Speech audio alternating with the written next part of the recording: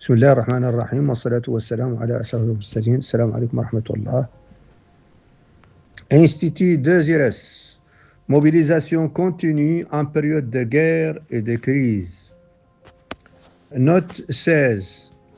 Une exception stratégique pour les camions et remorques transportant des marchandises après minuit. Lettre ouverte à son Excellence, Monsieur le Président de la République, Mohamed El-Cheikh Ghazouani. Monsieur le Président, dans notre institut, nous nous attachons depuis des années à développer l'esprit positif et les attitudes constructives en toutes circonstances.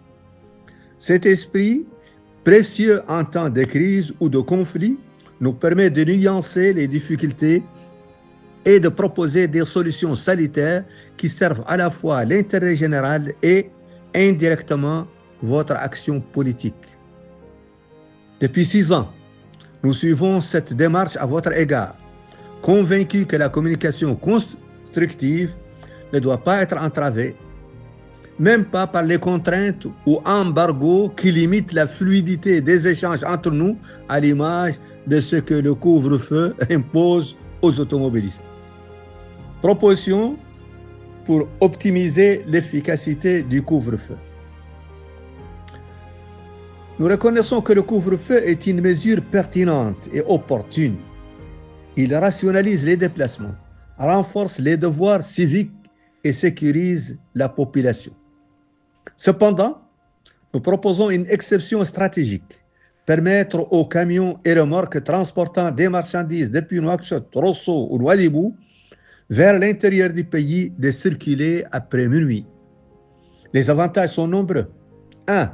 Disponibilité et régularité des livraisons. Cette mesure évitera toute rupture d'approvisionnement, situation propice aux spéculations et aux abus. Les populations ne peuvent supporter les pénuries temporaires. Le manque ou la cherté des produits génère la frustration et critique, parfois politisée entre griffes. 2. Fluidité de la circulation et limitation des embouteillages.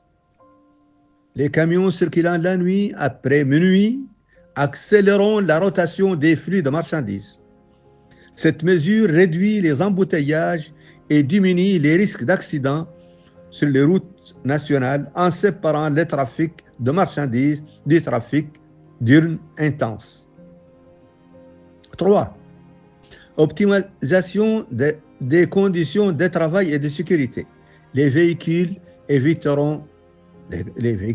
camions, remorques, éviteront les heures de forte chaleur, réduisant fatigue et risque d'accident pour les chauffeurs. Les forces de sécurité, gendarmes, policiers, bénéficieront d'une organisation plus rationnelle de leur mission. 4. Efficacité économique et sociale. Raccourcissement des files d'attente aux postes de contrôle. Réduction donc de la consommation de carburant et amélioration générale de la logistique. Consommation inutile. Réduction donc de la consommation inutile de carburant et amélioration générale de la logistique. Nous sommes conscients qu'il s'agit d'un détail, mais comme le dit l'adage, donner de l'importance aux détails fait la différence.